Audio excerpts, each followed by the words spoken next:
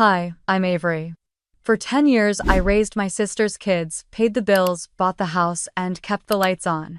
Then a fire took it all.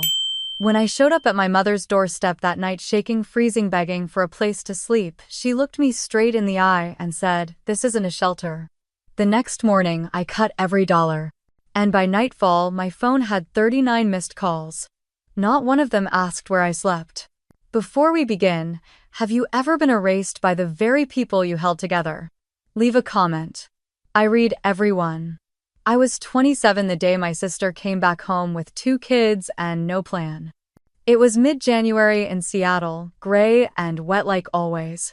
I had just accepted a new job offer in Portland, something stable, something finally mine.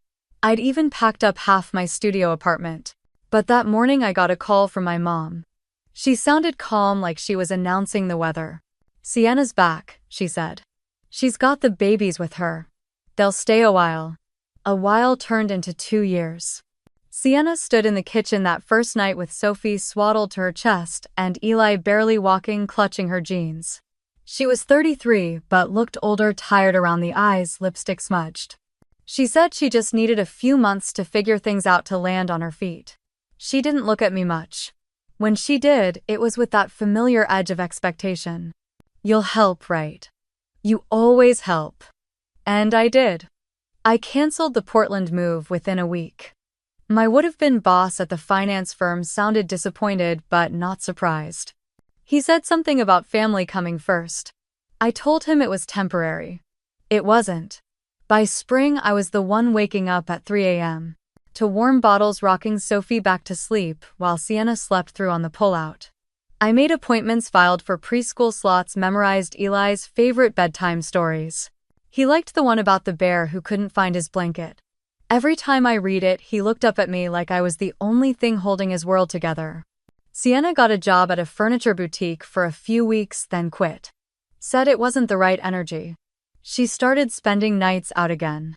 The kids stayed with me. Mom said it was natural. "You're so good with them, Avery. It suits you." She never asked if I wanted any of it.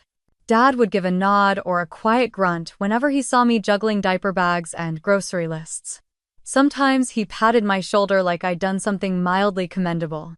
Mostly he stayed in the garage. We all fell into a rhythm. I was up at 6, lunches packed, Sophie strapped in the car seat, Eli dressed and clinging to my leg. Sienna slept in, blamed migraines, then took off mid-morning in leggings and oversized sunglasses, always promising she'd be back early. She rarely was. One Sunday I had tickets to see a friend's jazz quartet. I'd told Sienna 3 times, even wrote it on the fridge calendar. The kids were supposed to stay with her for just 2 hours. When the time came, she was gone. No note, no text. I sat on the couch in my coat, holding my keys, watching the rain streak the window while Eli built a tower with blocks on the rug. I didn't go to the show. When I finally reached her at midnight, she said her phone had died and something came up. Then she laughed like I was being dramatic. "Chill, love. They're your family too." I started keeping a spreadsheet. Not for money, not yet, just for my own sanity. Doctor visits, grocery runs, school supplies, days off work. I color-coded it. Yellow for errands, red for emergencies. I don't know what I was hoping for. Maybe proof that I wasn't just imagining the weight of it all. Every time I hinted at burnout, Mom waved it off. "You're single, honey. No husband, no kids of your own. You have space for this." She made it sound like my life was an empty suitcase waiting to be filled with other people's baggage. I didn't argue. I just got up earlier, drank more coffee, took Eli to speech therapy and Sophie to daycare orientation. I sat through her first tantrum at Target, forehead burning, while strangers judged me like I was her mother. Sometimes I forgot I wasn't. Sienna started showing up with new clothes, expensive purses.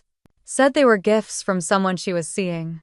She smiled, wide eyes too bright, and said things were turning around. But nothing changed at home. The kids were still mine from breakfast to bedtime. One night I was folding laundry in the living room while Sophie napped against my side. Eli sat beside me, drawing swirls in crayon across printer paper. He handed me one, a crooked stick figure with a big smile and long brown hair. "That's you," he said. "Who's that?" I asked, pointing to the smaller figure beside me. "Me," he said. "That's me with you." I stared at the paper longer than I should have. I knew he wouldn't remember these years exactly, not the diapers or the storybooks or the way I rubbed his back when he was scared of the thunder. But something in him had already decided where he felt safest. And it wasn't with his mother. I tucked the drawing into the back of my notebook and didn't tell anyone about it. The day Sienna told us she'd be moving out, she made it sound like an announcement. "I'm finally getting back on my feet," she said over spaghetti. Harper clapped like it was a graduation. Joel raised his glass. Sienna smiled at me just briefly and said, "Thank you for keeping things steady." Then she kissed the kids goodnight and left for the weekend. She didn't take them with her. I put both kids to bed that night and sat on the edge of the couch, staring at the hallway where her suitcase had been. She never came back for it. At first I told myself she just needed time. A few nights to think, maybe space to breathe. But days turned into weeks and weeks into months. The kids stopped asking when she was coming home. They still called her mommy, but they stopped looking for her face in the driveway. I switched to remote contract work, mostly accounting and small business budgeting for local shops in Tacoma. I pieced together invoices during nap times and in the few hours between bedtime and my own exhaustion. The flexibility meant I could pick up Sophie from preschool and attend Eli's reading evaluations without begging anyone to cover for me. By the time Sophie started kindergarten, I had memorized the school nurse's direct line, knew which teachers liked gluten-free cupcakes for birthdays, and exactly how long it took to drive from our place to the urgent care clinic when Eli broke his arm falling from the monkey bars. One day I stood in the parent pickup lane next to the other moms and realized none of them questioned why I was there. They knew me. I had the school's app notifications set on high, paid for lunches in advance, brought extra tissues during flu season. I even chaired the winter fundraiser one year because no one else volunteered. Sienna's name was never on any emergency form. Mine was on all of them. Still, I kept thinking she'd come back. Maybe on a birthday. Maybe when Sophie lost her first tooth, but she didn't even call. Then, out of nowhere, 2 years later, she showed up on a Tuesday morning like she had never left. I opened the door and there she was with her hair straightened and a reusable latte cup in one hand. She kissed the kids like nothing had happened and turned to me with that same rehearsed smile. "You've got such a rhythm going," she said. "You're so good with them." I didn't want to interfere. I stood in the doorway for a full minute after she walked in. Interfere, that's what she called it. Harper treated the return like a homecoming. She made a roast that night and poured wine and called it healing. Joel stayed quiet as usual, chewing methodically while Sienna talked about a new job opportunity in Boise and how she might be traveling more. Sophie clung to my leg while she spoke. Eli barely looked up from his plate. After dinner, Harper sat beside me on the porch, her cardigan pulled tight around her. She looked at me the way she always did when she thought she was being gentle. "You've always been the responsible one, Avery. You're different from your sister. You just are." She said it like a compliment, but it landed like a brand. By then I was 30. My friends were getting married, building families, buying homes. I had a spreadsheet of Sophie's asthma meds and a drawer full of construction paper art. I hadn't taken a vacation in 5 years. I hadn't dated in 4. When I finally met someone, his name was Marcus. He worked in community development and liked hiking and quiet jazz on vinyl. He understood schedules and patience and never raised his voice. On our third date, I told him about the kids, about how they weren't mine, but kind of were. He didn't flinch. Over the next 6 months, we met on Thursdays for dinner and slow conversation. He brought over flowers for Sophie's spring concert and helped Eli build a volcano for his school project. One evening, he showed up with takeout and asked if we could talk. He sat across from me, fingers tracing the edge of the styrofoam lid, and asked if I'd ever considered moving in together. "Not tomorrow," he said. "Not even this year, but soon. Maybe start building something just ours." I didn't know how to answer. Later that night, I lay in bed with the baby monitor on and the scent of mac and cheese still lingering in the air. I stared at the ceiling and thought about what it would mean to pack my life into something that didn't include those 2 small bedrooms down the hall. I thought about how Harper would react. about the dentist appointments coming up, about who would remember Sophie's spelling test if I wasn't there. So I told him no. Not because I didn't care, I cared deeply. But I didn't know how to unlace myself from the fabric of their daily lives. I didn't know how to stop being the stand-in mother when no one else had applied for the job. He understood. Too well. A week later, he ended things gently, kindly, and permanently. I didn't tell anyone. Harper was too busy helping Sienna prep for a trade show in Salt Lake. Joel had taken up woodworking and started sanding scraps of pine in the garage. Sienna posted on social media like she'd invented single motherhood. Every photo had her in the frame, arms around smiling kids, while I stood just outside the shot holding diaper bags and snack containers. The kids got older. Eli won a science ribbon. Sophie wrote an essay about the person she admired most and read it aloud to her class. She said my name. Not Sienna's. I kept working, kept folding their laundry, kept taking them to the park and warning them about sunscreen and asking about math quizzes. The routine filled every inch of my life, and no one noticed that I had slowly disappeared inside it. One evening, Harper called while I was meal prepping for the week. She asked about my income. Just wondering if you'll still be able to cover the internet and utilities next month, she said. Sienna's had a tough quarter. I didn't respond right away. She followed it up with her favorite line. You know we're all in this together. I almost laughed. Instead, I sliced carrots until my knuckles cramped. Nobody asked if I was okay. Nobody asked what I needed. They just assumed I had more to give. And for a while I did. Until I couldn't. By early 2020, I had saved just enough for a down payment on a modest 2-bedroom home in Spokane. It wasn't much, but it was solid, with a small yard and a creaky porch that reminded me of summers at Grandma Gloria's. I had scoured the listings alone, toured properties between Eli's soccer games and Sophie's dentist appointments. When I signed the papers at the closing table, the realtor smiled and said, "Congratulations," like it was a wedding. It felt that way. Like something I built for myself by myself. I brought the kids with me the first time I got the keys. Eli ran through the empty living room pretending it was a racetrack while Sophie opened every cabinet in the kitchen and asked where the cereal would go. I didn't have the heart to tell them it wasn't meant for all of us. Not forever. I thought maybe this house could be a boundary. A line between who I had been and who I wanted to be. A space where I could exhale. It didn't last. Harper walked through the front door with a clipboard and immediately started assigning corners for furniture. She pointed out where the family photo wall should go and which room Sienna could take once she got back on her feet. She referred to it as our home. Not once did she say mine. Joel barely looked up from his phone when I reminded them the house was in my name. He just said "Good for you, sweetheart," and asked if the garage was insulated. By summer, Sienna had moved in. She said she would help out around the house, maybe contribute a little once she landed consistent freelance work. Instead, she repurposed the guest room into her creative space, complete with string lights and a vision board covered in half-finished design mock-ups. I asked about rent once. She said she was working on something big and needed time. Meanwhile, the roof started leaking near the back hallway. The insurance only covered partial repairs, and the contractor said the whole section needed replacement before the next winter storm. I pulled the funds from my savings. Harper watched me write the check and said, "That's what we do. We keep things going." There was no we, it was just me. When I brought up moving into the house myself, Harper raised an eyebrow and asked where the kids would go.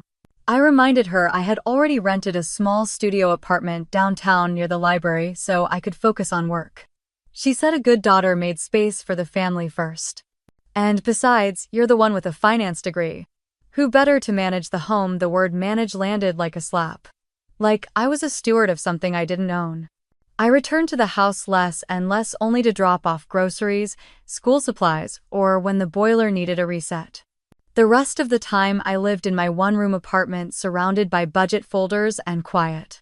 One rainy Saturday I stopped by to grab tax documents I had left in the desk drawer of what used to be my room. Sienna wasn't home. The kids were at a birthday party. Harper was folding laundry in the living room while watching a home renovation show. The stack of mail on the kitchen counter caught my eye.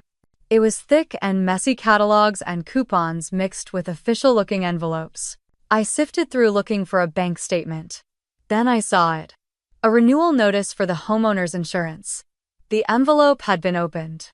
The paperwork inside looked smudged with something oily, like it had been read over coffee. I skimmed the first page, confirming the policy was active. The premium had gone up, but I expected that. Then I flipped to the beneficiary section. My name was there. Sort of. It had been typed in, then crossed out. In pen. Sloppy lines cutting through each letter. Below it, written in a different color ink, was Sienna's name. I stared at it for a long moment, trying to make sense of what I was looking at. It wasn't a formal change. No official form. No notarization. Just ink over ink, like a teenager forging a permission slip. I walked back into the living room, document in hand. Harper didn't even look up from the television.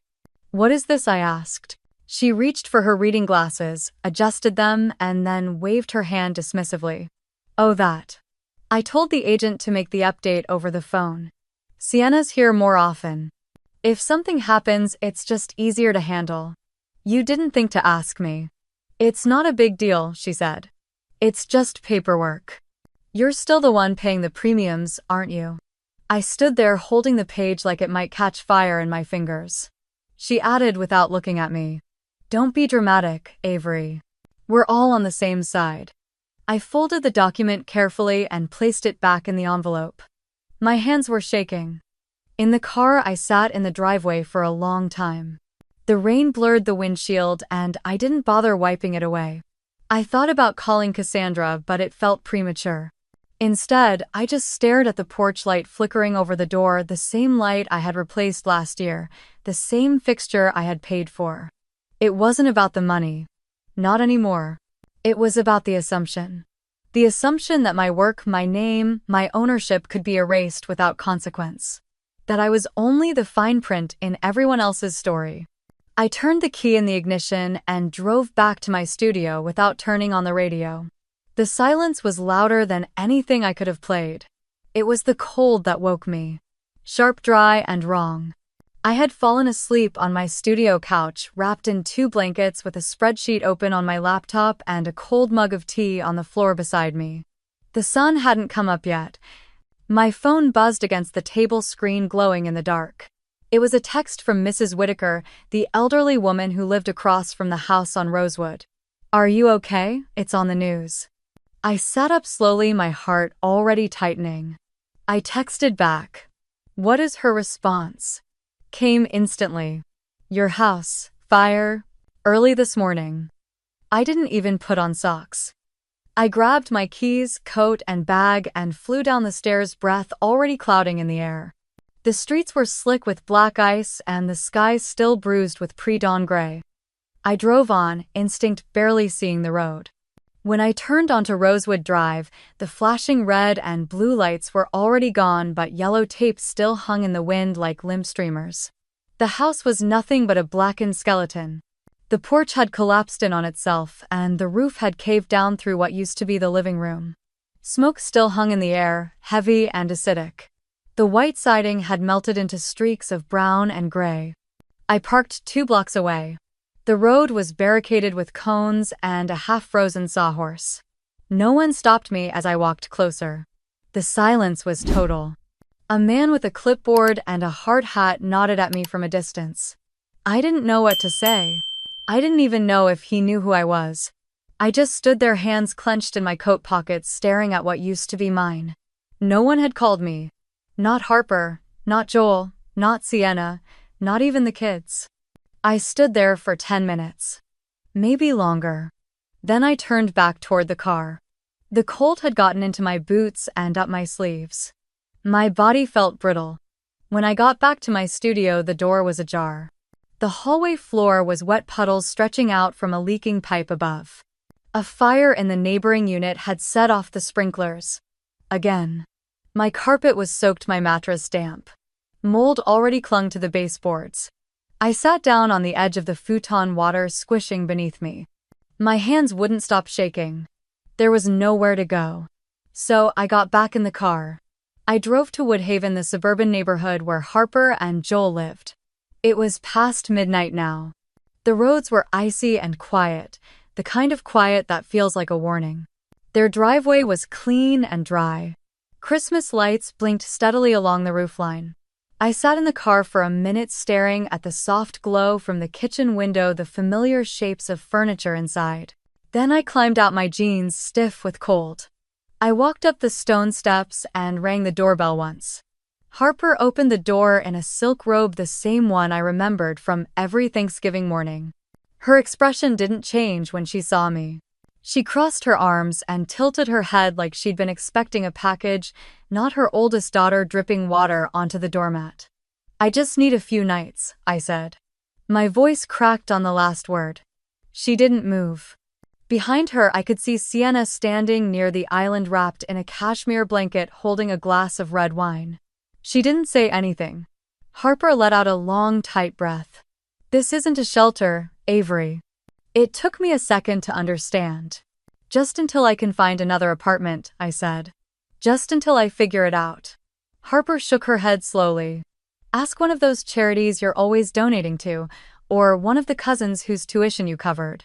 Use that big heart of yours on yourself for once." I blinked. Camille didn't move. She just shifted her weight like she was watching a movie she'd already seen. I didn't beg. I turned back into the night, the cold hitting me like a wall. I got into my car and sat there with the engine off, watching my breath fog the windshield. No one followed. No one called. 2 weeks earlier, I had transferred over $1,200 to Sienna for an emergency vet bill. I had brought groceries to Harper and Joel every Thanksgiving. I had paid for Joel's blood pressure meds for the last 2 years without a single word. I sat in that driveway for 10 minutes before pulling away. By the time I hit Route 18, my thoughts had hardened. They weren't thoughts anymore. They were facts rearranged like bricks. They didn't just forget me, they had erased me. At a budget motel just outside Tacoma, I handed over my ID and credit card. The man behind the counter didn't ask questions. He handed me a plastic keycard and gestured to the stairs. The room smelled like bleach and lemon cleaner, like someone had tried very hard to erase something but failed. I didn't even take off my shoes. I just lay on the bed and stared at the ceiling. My phone sat beside me, dark and silent. Nobody had called me. But I already knew why. They only saw me when something needed to be paid. Around 3 in the morning, I sat up on the edge of the motel bed, legs numb, my fingers tingling from cold and something sharper. I opened my laptop, the one I'd carried in that tote bag for years, the one with keys faded from overuse. I connected to the motel Wi-Fi, one flickering bar of signal in the upper right corner. That was all I needed. I opened the spreadsheet. I hadn't looked at it in months. But every tab, every cell, every dollar was still there, color-coded and dated. Tuition for Sophie's private kindergarten, $8,600. Orthodontics down payment for Eli, $2,000. Blood pressure meds for Joel 3 times a year, $320 per refill. Back deck repair after the storm in 2019, $2,200. The GoFundMe donation I made under a fake name because Sienna was embarrassed she hadn't raised enough, $1,000. The emergency vet bill when Sienna's dog swallowed a bottle cap, $1,200 paid via instant transfer. Monthly grocery drop-offs for Harper and Joel every first Sunday, averaging $300 per trip, 74 months in a row. The cell phone family plan started when Sophie needed a smartwatch for safety, $175 a month, still running. Gas gift cards mailed to Joel so he could visit the kids more often, usually $50 each, $23 total. Every dollar logged. Every justification next to it. Notes in the margin. Times, dates, receipts scanned and hyperlinked. It was the only place I had ever told the truth. The final number sat in the bottom right cell, highlighted in pale green. $176,418. I stared at it until the numbers blurred, then steadied again. And not once. Not one time. Had anyone ever said thank you? I took a deep breath, clicked open my banking app, and started the real work. One by one, I canceled the automatic transfers. I paused payments on the shared utilities, deleted the recurring donation Harper had set up using my account credentials, and called the family phone plan provider to remove every line except my own. I answered the security questions like muscle memory. They didn't ask why I wanted to close it all, they just complied. I moved to PayPal, then Zelle, then Chase. I found a recurring deposit labeled Household Harper and deleted it without blinking. I stared at the screen for a long moment, watching the rows disappear. It didn't feel like revenge, it felt like shedding skin. Like finally peeling off a mask I hadn't realized I'd been wearing for years. At 4:30, I shut the laptop and climbed back into bed. The mattress springs creaked under me. The sheets smelled like lemon disinfectant and something older beneath it. I fell asleep without a blanket, but I didn't feel cold. The morning light crept in through the edge of the curtains. And then my phone exploded. It started with a low vibration against the nightstand, then again. I blinked, reached for it, and saw the number. 39 missed calls. I hadn't gotten that many calls total in the past 6 months. 18 from Harper. 11 from Sienna. 7 from Joel. 3 from a cousin I hadn't spoken to since a baby shower 4 years ago. I let the screen flash in silence. The first message preview slid across the top. Harper, call me. Why is my card not working? The next came in less than a minute later. Sienna. Did you cut off Sophie's tuition that's due today, Avery? Then another. Harper. Your father is trying to refill his meds and it's not going through. None of them asked if I was okay. None of them asked where I had slept. None asked if I was safe. Just panic. Just money. I turned the phone face down and let it buzz against the thin motel blanket. I walked to the sink, splashed cold water on my face, and looked at myself in the mirror. My eyes were red and my hair was pulled into a messy knot, but my face looked calm. There was something solid in it. Something I hadn't seen in a long time. I pulled on jeans, my navy blazer, and the boots I had shoved in the car weeks ago. Then I picked up my bag and left. I didn't check the messages again. I already knew what they were going to say. By 9 the next morning, I was standing in line at the Spokane County Records office with a copy of the homeowner's insurance in my bag and a knot in my stomach. The building smelled like old carpet and fluorescent lights. A man in front of me was arguing about a zoning permit. I barely heard him. My palms were sweaty against the plastic sleeve that held the documents.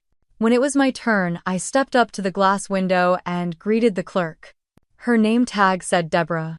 She looked to be in her 60s, silver hair pulled into a clip, sharp eyes that had seen everything twice.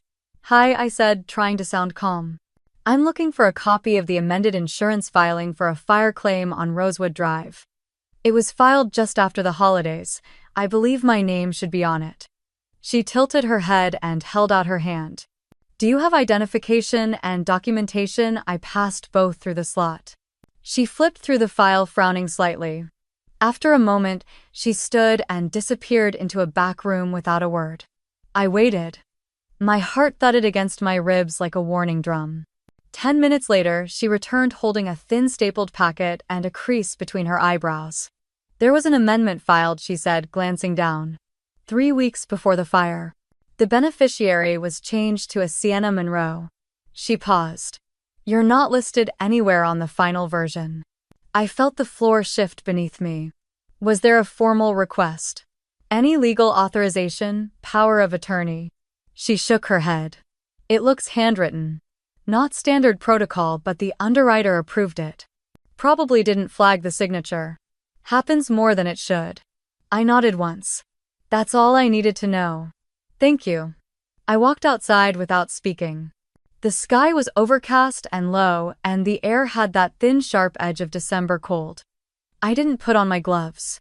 I needed to feel something in my hands.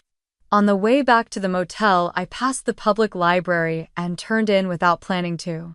The warmth inside hit me like a wall. I hadn't realized how cold I was until I stepped into it. I moved toward the nearest available computer and logged in. There was something I needed to see. I opened the browser and typed in the name of the neighborhood's GoFundMe page. I had helped set it up years ago when a neighbor's son got injured in a motorcycle accident.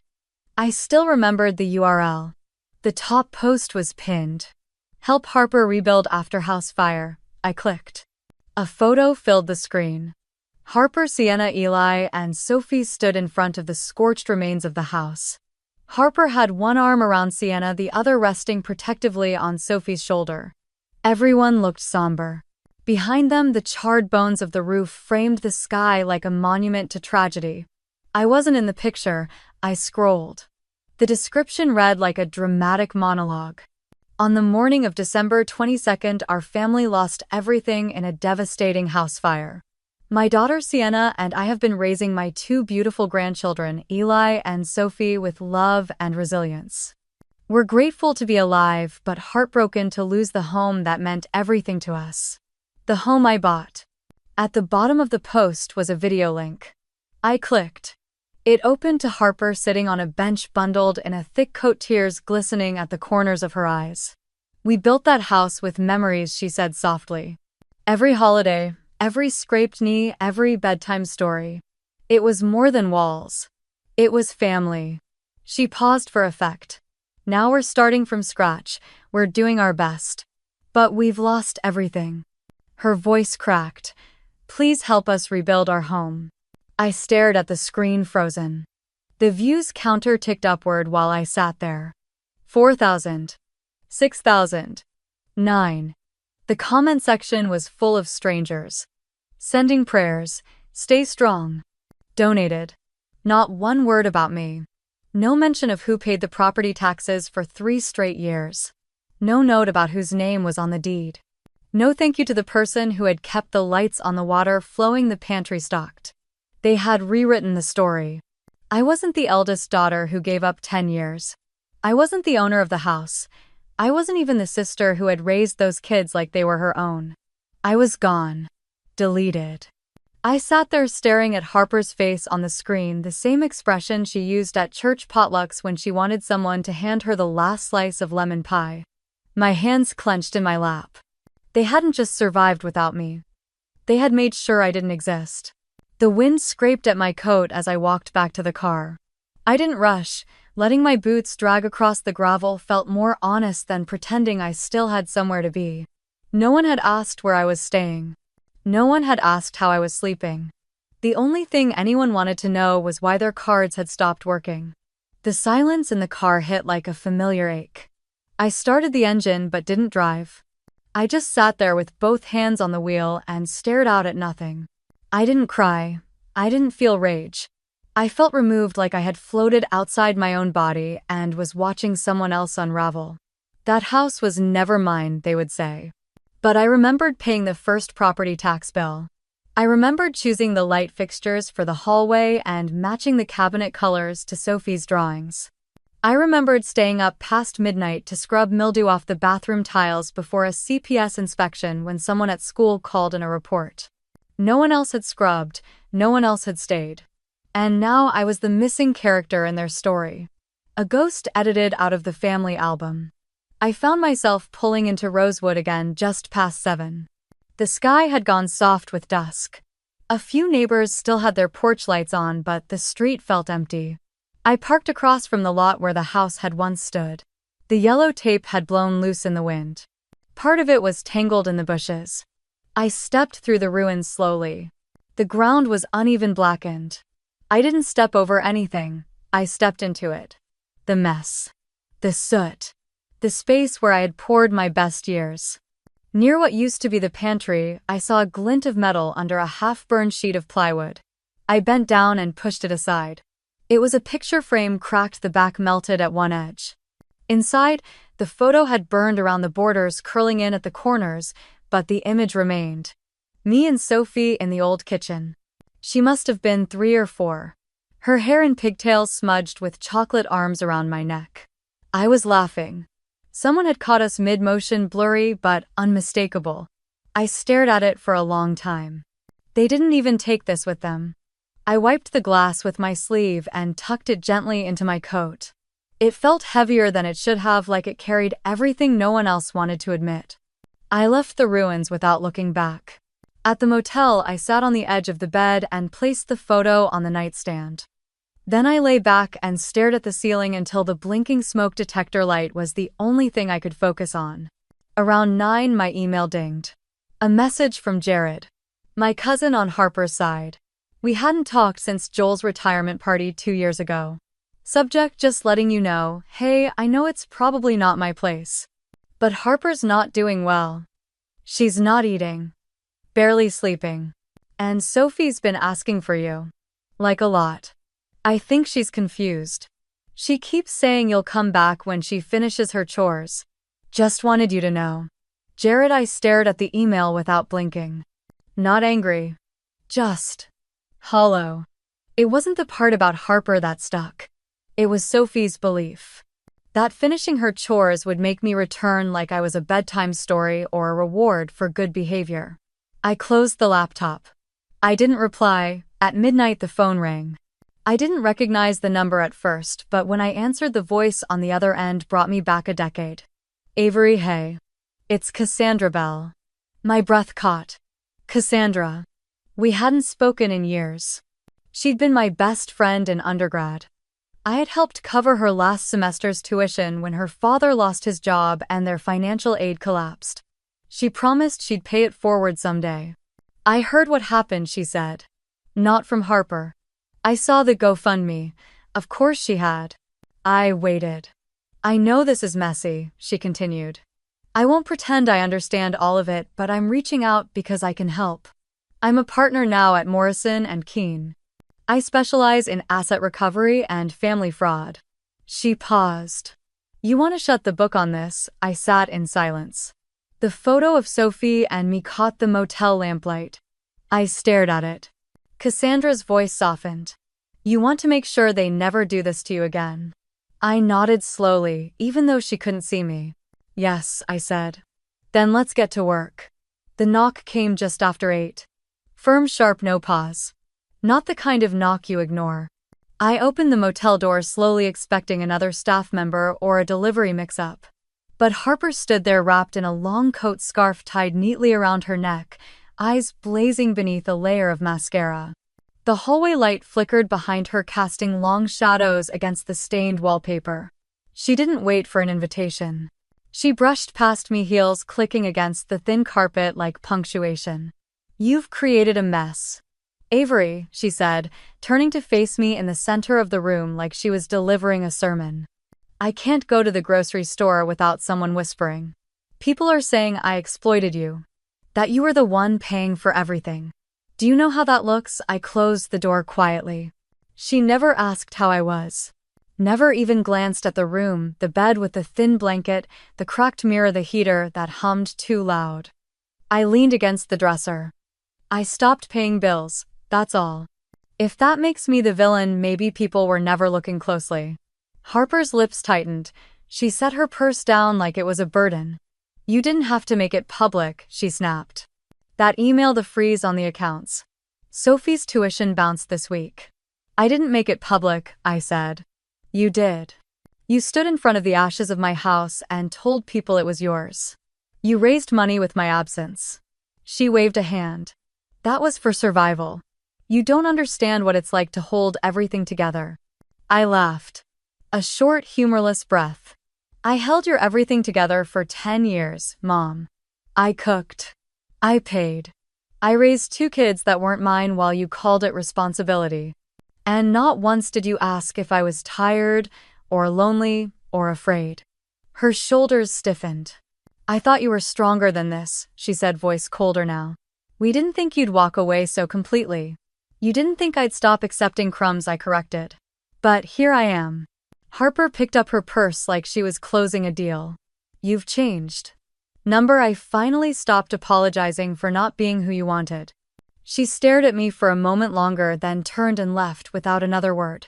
The door clicked behind her with a soft finality. The room was quiet again.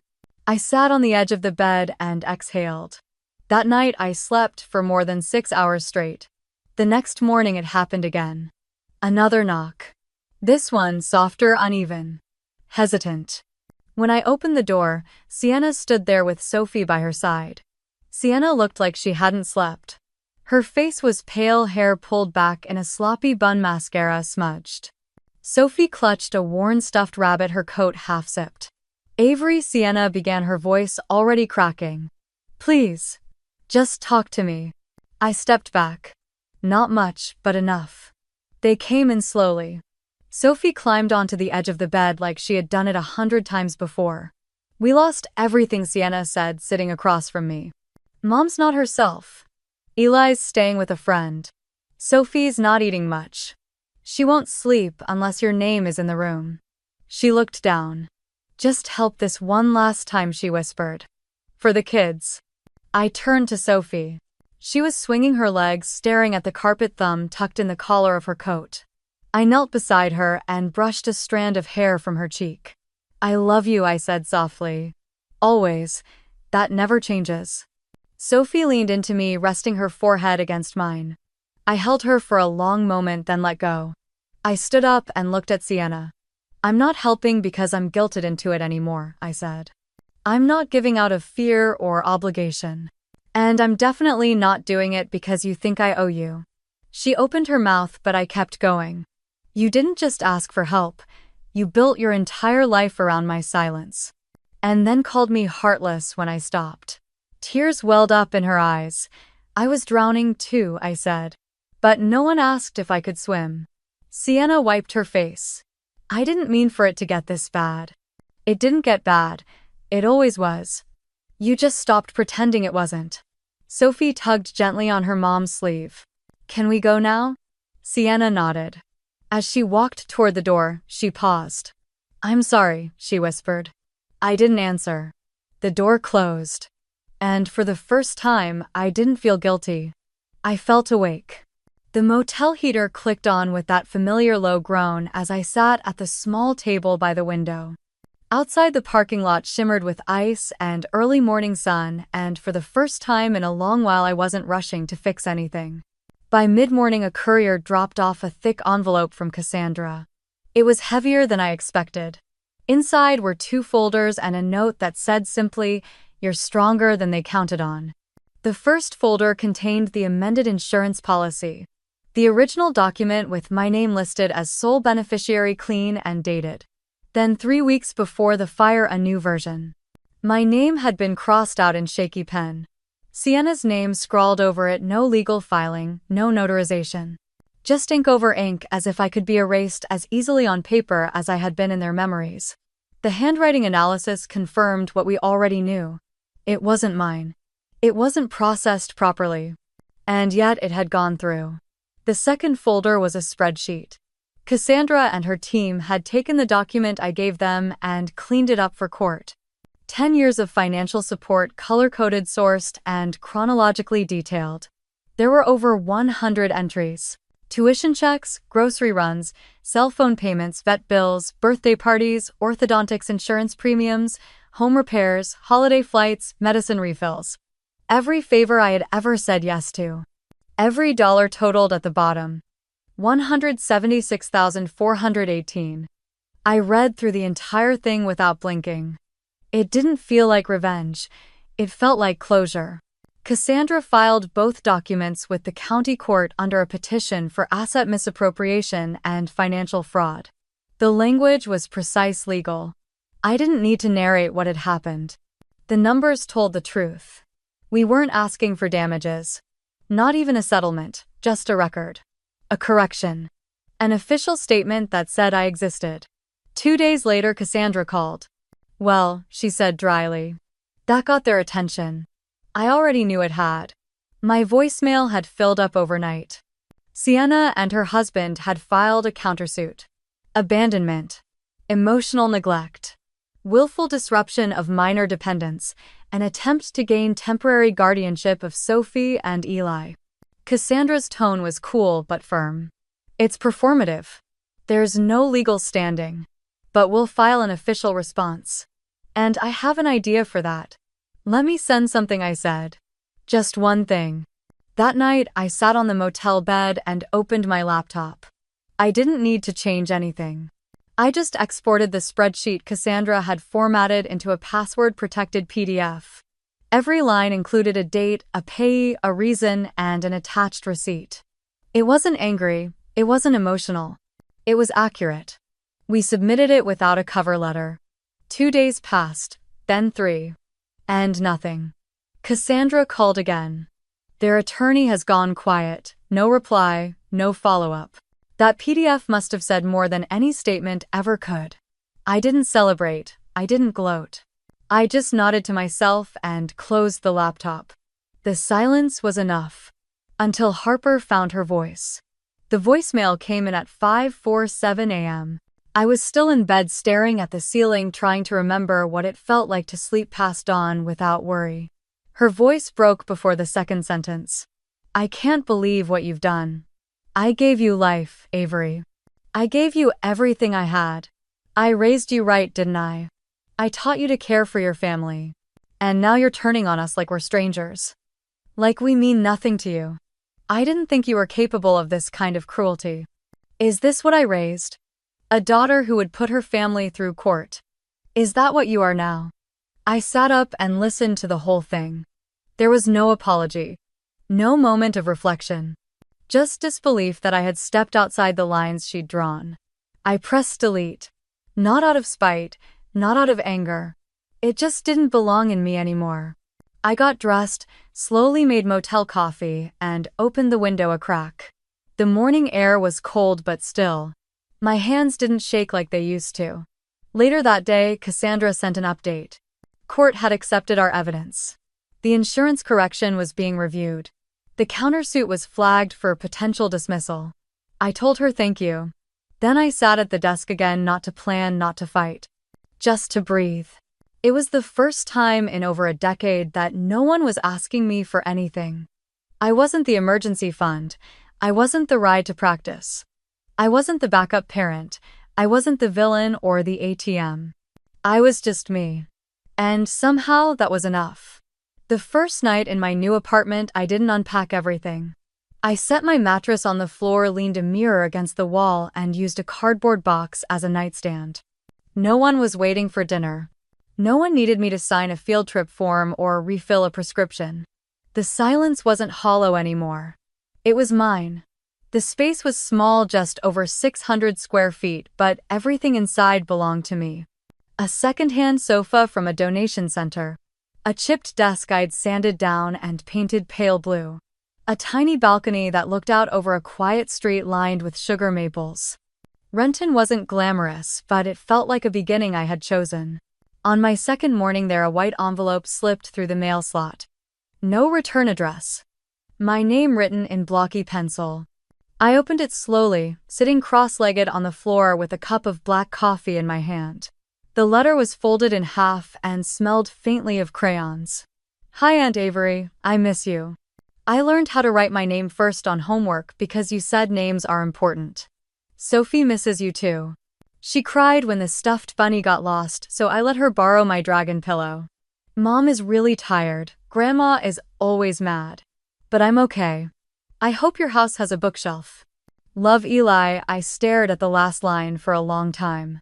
I hope your house has a bookshelf. It did. A small one pushed up against the kitchen wall with 6 paperbacks and a copy of my old community college finance textbook. I pinned Eli's letter to the fridge with a green apple magnet I found at a thrift store. Then I sat down at the kitchen table, logged into my laptop, and opened the Zoom link for my first official financial literacy workshop. The nonprofit Cassandra had connected me to ran classes for women rebuilding after hardship. Single moms. Divorcees. Widows. Most of them didn't have anyone left to ask for help. They reminded me of who I could have become if I had never drawn the line. 5 women joined the call. I introduced myself and explained how budgeting wasn't about sacrifice, it was about choice. You've already done the hard part, I told them. You survived, now we plan. One woman unmuted herself halfway through. Her name was Denise. She wore a scarf on her head and had dark circles under her eyes. This is the first time I haven't felt stupid about money, she said. I blinked back the sting behind my eyes and smiled. That's the last time you'll feel that way, I said. After the session ended, I sat with my coffee and stared out the window. There were no questions from the next room. No footsteps above me or downstairs. Just birdsong tires against pavement and the occasional bark from someone's golden retriever. By late afternoon, I went for a walk. Renton was quieter than anywhere I'd lived in years. I passed a local cafe with a chalkboard sign outside. Book club meets Thursdays. All welcome. I stepped in. Inside, the air smelled like cinnamon and steamed milk. A woman behind the counter greeted me with a tired smile and asked if I wanted to join the club. I said not today, but maybe next week. She handed me a punch card anyway.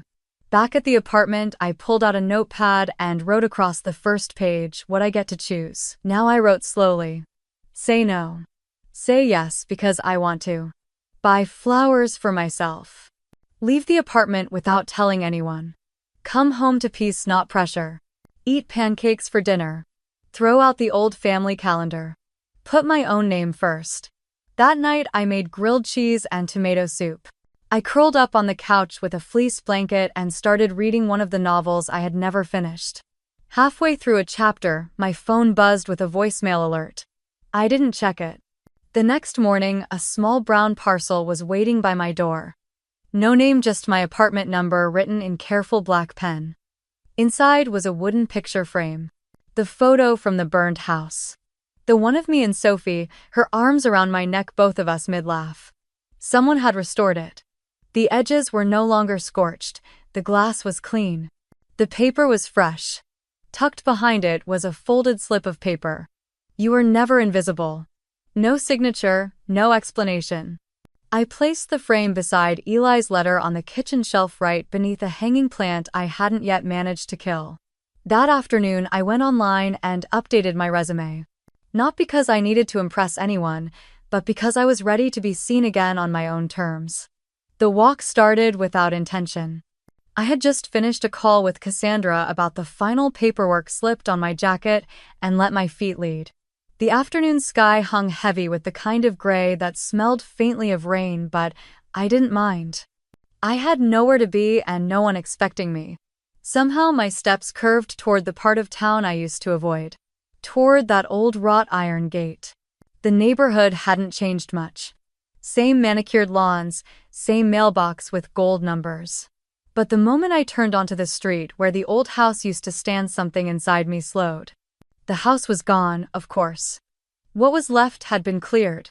A for sale sign stood crooked in the dirt, its edges frayed from wind. Just beyond the lot, the gate that once led to our driveway stood shut, padlocked. I stood still on the sidewalk. The guard in the booth leaned out and squinted. Can I help you? I hesitated, hands in my coat pockets. No, I said. Just walking. He nodded without question, already turning back to his phone. I walked away. Not because I wasn't allowed in, but because I no longer needed to be. On the way home, I passed the little dancewear store where I once bought Sophie her first pair of ballet slippers. She had twirled in the mirror, hair tied up in a crooked bun, face beaming. I remembered adjusting the straps so they wouldn't leave red marks. I remembered sitting in the car afterward, letting her fall asleep on my shoulder even though my back ached from holding the same position too long. I stood in front of that window now and smiled. The slippers had been pink satin, the receipt had my name on it. The memory was mine. That evening I made a simple dinner, poured a cup of tea, and sat at my desk. I opened my laptop and found the file I had saved weeks ago. 10 years of receipts. Every dollar spent, every note. Eli's pediatrician visits. Sophie's asthma medication. The GoFundMe deposits. The therapy co-pays. Emergency car repairs. Mortgage payments listed under temporary assist. Grocery runs in months when Harper's budget was tight. That single $500 gift card for Sienna's Mother's Day getaway to Arizona. There were over 100 entries. No embellishment, no commentary. Just facts. At the very bottom I added one final line: you cannot erase someone you never truly welcomed. Then I opened my email. I started with the extended relatives. The ones who had borrowed, visited, praised my sacrifice at holidays, and then disappeared the moment I stopped footing the bill. Then the family friends who always smiled too brightly and called me the responsible one. The cousins who had tagged me in photos when they got their degrees, thanking me for covering just the first semester. Even the neighbor who once knocked on my door at 10 at night asking for gas money and never brought it up again. All of them. Each received the same message. No subject line, no intro. Just the spreadsheet attached and that one final sentence. I hovered over send for a long moment. Not out of fear, not out of rage. I just wanted to be sure I was doing it for the right reason. Then I clicked. There was no satisfaction in the sound of it being sent. Only silence. Soft. Complete. I shut the laptop and leaned back in my chair. Outside, the wind had picked up. The apartment windows rattled slightly, but the walls held. I didn't wait for responses. I didn't refresh the inbox. I didn't check to see if anyone opened the file. It wasn't about being heard, it was about being done. I stood up, walked into the kitchen, and poured the rest of my tea down the sink. Then I opened the fridge, straightened Eli's letter, and pressed it flat beneath the magnet. A quiet knock came at the door around 9. Not urgent. Not angry, just 2 taps and a pause. I opened it slowly. It wasn't Harper, it wasn't Sienna. It was my upstairs neighbor Maya. We had only spoken twice. She held a Tupperware dish and a nervous smile. I made too much chicken stew, she said. Thought you might want some. I blinked, then smiled back. That would be great. She handed it over. I thanked her and she turned to go but paused. You seem like someone who needed something warm tonight. I nodded. Maybe I did. After she left, I sat at the kitchen table with a bowl of stew and watched the steam rise. It was spicy and rich and full of things I hadn't cooked for myself in years. And it tasted like something more than food. It tasted like permission. I didn't know if anyone would respond to the email. I didn't care. I had nothing left to prove. Only space now. And peace. The quiet didn't last long. The next morning, while folding towels fresh from the dryer, my phone buzzed. Once. Twice. Then a relentless cascade. By the time I reached for it, the screen lit up with the tally. 39 missed calls. 12 voicemails. One group chat revived from the dead. Harper, Sienna, Joel, Jared. Even that distant cousin who once borrowed $500 and never returned a dime. I didn't answer. I didn't listen. The notifications kept pouring in. A voicemail from Harper, her voice tight and strained. I can't believe you're doing this. To us. To your family. Another from Joel. Your mother can't sleep. She's convinced you're trying to punish her. A text from Sienna. You cut off Sophie's school payment. Are you serious? I turned the phone to silent and placed its screen down on the table. The world could wait. That afternoon, I walked to the community cafe, a place I had come to think of as my exhale space. A bulletin board near the door caught my eye. They'd replaced the old flyers with a new poster. Calling mentors. Help women rebuild their lives with financial literacy. I stared at the words, then at the smiling face of a woman drawn on the poster. Her eyes looked like mine had once, tired, hopeful, unsure. Mel, the barista with the tattoo of a dandelion on her wrist, saw me looking and said, "You'd be perfect for that." I nodded. The next Tuesday, I showed up early wearing the navy blazer I'd saved for client meetings. Trina, the coordinator, recognized me from my previous workshop and gave me a clipboard with a warm smile. By 9:30, I stood in front of a small group of women seated in folding chairs. Single mothers. Older women starting over. A 22-year-old who had just gotten out of a halfway house. I cleared my throat, palms sweating, and began. 10 years ago, I believed that love looked like always saying yes. I thought that giving until it hurt meant I was strong. That being needed was the same as being valued. No one interrupted, no one looked away. So I kept going. But giving without boundaries doesn't build relationships. It builds dead, emotional, financial, spiritual. A woman in the back wiped her cheek with her sleeve. I taught them how to read a bank statement, how to separate survival spending from guilt spending, how to say no with a period instead of a paragraph. One of the women, Marisol, asked if it ever stopped hurting being cut out after you stopped giving. Sometimes, I said, it hurts less when you realize you were never truly let in to begin with. After class, Trina asked if I'd like to teach weekly. I said yes without hesitation. On the way home, I stopped by a small bookstore and bought a journal. That night, I sat by the window with a cup of ginger tea and wrote at the top of the first page, "Things I owe myself time to rest. Money that stays mine. Kindness without condition. A life where my name is not an afterthought. A door I close without guilt. A voice I use for me." At 10:47 p.m. my phone buzzed again. This time, it was a message from Sophie. It wasn't a plea, it wasn't even a question. It was a photo of the two of us years ago baking cookies in the kitchen. Flour on our noses, laughter in our eyes. Underneath it, 4 words in her handwriting: "I still remember you." My throat tightened, but I didn't cry. I simply pressed my fingers to the screen for a moment, then locked the phone and turned it face down again. Not because I didn't care, but because I was choosing not to carry what didn't belong to me anymore. The next morning, I prepared my lesson plans and walked to the cafe to meet with Trina. On the chalkboard, someone had written in big pink letters, "Your worth is not defined by what you give away." I smiled. That afternoon, I stood in front of a new class. As I passed out handouts, one woman asked how to rebuild credit after years of shared debt. I told her the truth. You start by untying yourself from the people who never plan to pay you back. Then I said the sentence I had never allowed myself to speak out loud until now. No one owes you recognition, but you owe yourself respect. They wrote it down. And I knew in that moment I wasn't just teaching finance, I was teaching freedom. The wind picked up as I left the building. I didn't check my phone. I didn't flinch when it buzzed in my pocket again. This time I knew what it was. The past knocking. But I wasn't opening that door again. Not because I hated them. Not because I wanted revenge. But because I had finally learned to walk toward the life I chose, not the one I was assigned. And if you've ever found yourself erased by the very people you once held together, I hope you'll leave a comment below. I read every word. And you are not alone.